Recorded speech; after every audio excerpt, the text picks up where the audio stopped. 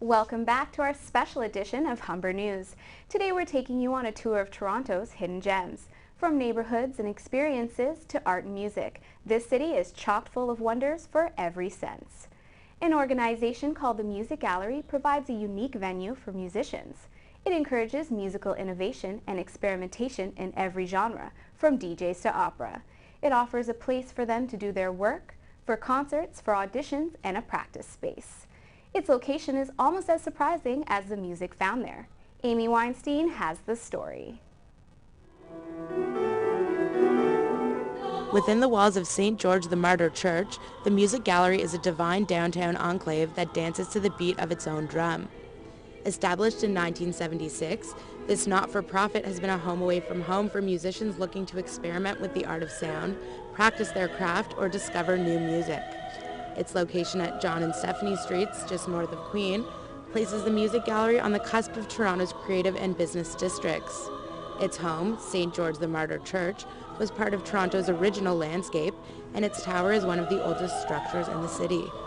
David Dax is the artistic director at the gallery, and he says fostering creativity is their main objective. We want to incubate talent and foster it along, giving things that exist at a street level or at just an emerging level a larger platform. Programming at the Music Gallery ranges from classical concerts to experimental DJs and everything in between.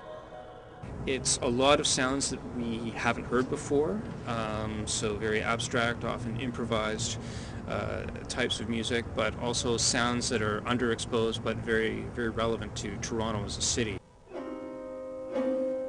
Gregory O has been practicing and playing at the Music Gallery for 12 years and has been the curator for the post-classical and emerging artist pathway for 4.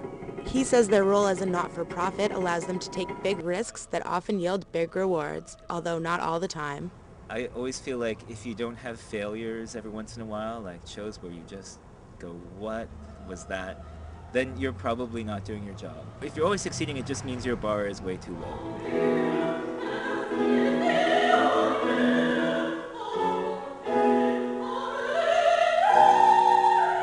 In addition to its role as a free and safe space for experimentation and practice, the Music Gallery opens its doors for special concerts and events, such as this audition for a Montreal opera production. Kristen Hoff says the Music Gallery offers premier acoustics, making it a rare and ideal space for this audition. In this case, it's a very forgiving and beautiful acoustics, so they hear the best version of us, which is a great thing. And it really is a beautiful space. I didn't know it before, but if I were to put on a recital in Toronto or something like that, I would definitely consider doing something here. Nestled in the heart of downtown Toronto, the Music Gallery provides the city's musicians with a place of refuge. Away from the crowded bars and venues, people can come here and listen to music as well as see some of the city's oldest heritage. Amy Weinstein, Humber News. Thanks, Amy. Street art, graffiti, vandalism, no matter what you call it, it's an issue every major city deals with, and Toronto is no exception.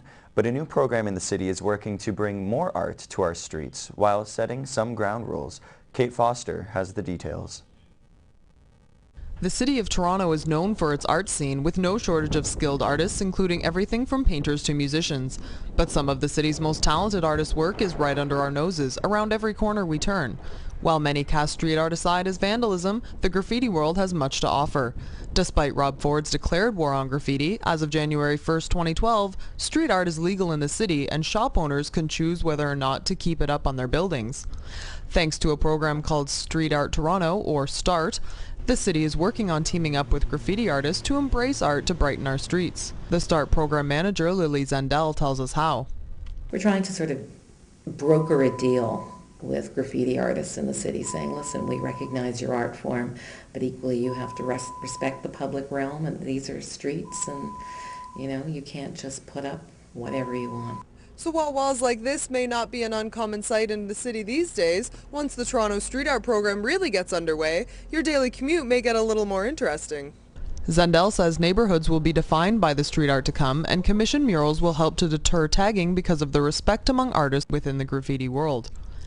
Tagging is the scrawled lettering where artists simply leave their name or trademark, like what we see here, and is still against the rules. The city will continue its mission to clear it all out. Street artist Pascal Paquette, whose work is seen here, says there is a hierarchy among artists and one will go over another's art who tried to put his or her work up in a spot already claimed. Paquette says there are a variety of motivations for artists. Street art is a reflection of our current climates. Artists go out to either express themselves in their own way or to create a message that, you know, they'll feel that a lot of people will understand and get. They're, you know, talking about current issues, whatever. So I think it's, you know, it's two things. It shows that our city is creative. We have great artists living here, working here, but also that, you know, our climates are such that they promote ideas, which is really, really nice to see. Some artists prefer to remain anonymous due to the nature of their work, such as Dead Boy, who has taken a stance against Rob Ford through his art. Dead Boy says graffiti is a means of expression and feels Ford's war fueled the fire. I think it was really dumb to just come out and tell a bunch of kids that are already angry at the establishment that, oh, we're declaring a war on graffiti. Because now they're backpedaling. Now they're creating programs and want to try and clean up the mess that he kind of said with one statement, because he should have realized that that's just going to create anger in an already angry environment.